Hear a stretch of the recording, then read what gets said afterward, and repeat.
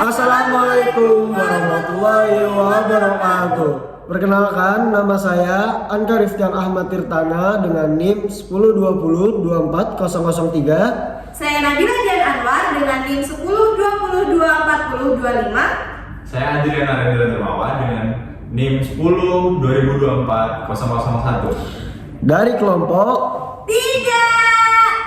ingin menjelaskan apa itu ruang lingkup psikologi. Ayo tonton video kita. Check it out. Oke, assalamualaikum warahmatullahi wabarakatuh. Selamat pagi semuanya. Sini saya akan menjelaskan tentang apa itu psikologi dan juga bagaimana ruang lingkup di dalamnya. Psikologi berasal dari kata dalam bahasa Yunani yaitu psyche dan juga logos. Psyche berarti jiwa dan logos berarti ilmu. Secara harfiah, psikologi diartikan sebagai ilmu jiwa. Istilah psyche atau jiwa masih sulit didefinisikan karena jiwa itu merupakan objek yang bersifat abstrak, sulit dilihat dan juga meskipun tidak dapat dipungkiri keberadaannya. Jadi psikologi itu selalu ada dalam hiruk pikuk dalam dunia ini. Terlebih lagi dalam setiap perlakuan, tindakan dan juga hal-hal yang dilakukan oleh manusia. Psikologi selalu terhubung dengan psikis dan juga pikiran dari manusia itu sendiri. Lalu untuk ruang lingkup psikologi itu terbagi menjadi dua, yaitu ruang lingkup secara umum dan juga khusus. Ruang lingkup secara umum atau biasa kita sebut sebagai psikologi umum adalah psikologi yang meneliti dan mempelajari kegiatan-kegiatan psikis manusia yang tercermin dalam perilaku pada umumnya, yang dewasa, yang normal, dan yang berkultural seperti itu. Nah, yang kedua ada psikologi khusus. Psikologi khusus adalah psikologi yang meneliti dan mempelajari segi kekhususan dari aktivitas psikis manusia. Psikologi khusus dibagi menjadi 8. Pertama, ada psikologi perkembangan, mempelajari perubahan mental hidup mereka dari masa bayi hingga masa tua. Ini mencakup aspek fisik, aspek kompetitif, sosial, dan emosional. Nah, yang kedua ada psikologi anak, fokus pada perkembangan psikologis anak dari lahir hingga remaja. Ini mencakup bagaimana anak-anak berinteraksi dan membentuk kepribadian mereka. Yang ketiga ada psikologi sosial, yang meneliti bagaimana individu dipengaruhi oleh kehadiran orang lain, termasuk bagaimana mereka berpikir, merasa, dan berperilaku konteks sosial. Topik utama termasuk konformitas, prasangka, dan hubungan interpersonal.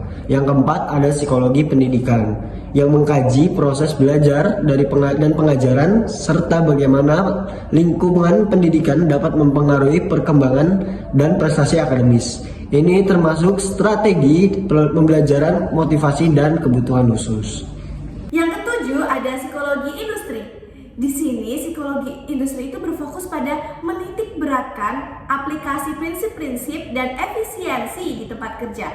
Ini termasuk studi tentang rekrutmen, seleksi, pelatihan, penilaian kerja, dan desain pekerjaan. Aspek utamanya di psikologi industri ini melibatkan analisis pekerjaan, penilaian keterampilan, pengembangan, sistem penilaian, dan penerapan teknik untuk meningkatkan kinerja individu serta tim. Tujuannya itu untuk menciptakan lingkungan kerja yang lebih produktif dengan memanfaatkan pengetahuan tentang perilaku manusia dan prinsip psikologi. Lalu yang terakhir ada psikologi perusahaan. Psikologi perusahaan itu berfokus pada aspek psikologis dalam konteks organisasi secara keseluruhan. Ini termasuk pengembangan budaya organisasi, kepemimpinan, motivasi karyawan, dan dinamika kelompok. Aspek utamanya menganalisis dan meningkatkan iklim organisasi, strategi komunikasi internal, manajemen konflik, dan perubahan organisasi. Tujuannya meningkatkan kesejahteraan karyawan, efektivitas tim, dan kesehatan organisasi secara keseluruhan. Sebenarnya dua cabang psikologi ini tuh saling berkaitan. Psikologi industri dan psikologi perusahaan itu saling melengkapi.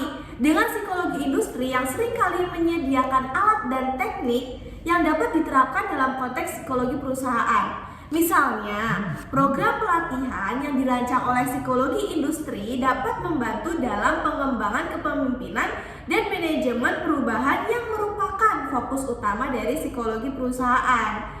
Dengan memahami kedua arena ini, organisasi dapat menciptakan strategi yang lebih holistik untuk meningkatkan kinerja karyawan dan kesejahteraan organisasi.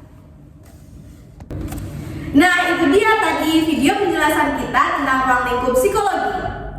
Untuk lebih lanjutnya, tonton video teman-teman kita ya. Terima kasih banyak. Wassalamualaikum Warahmatullahi wabarakatuh. Dadah.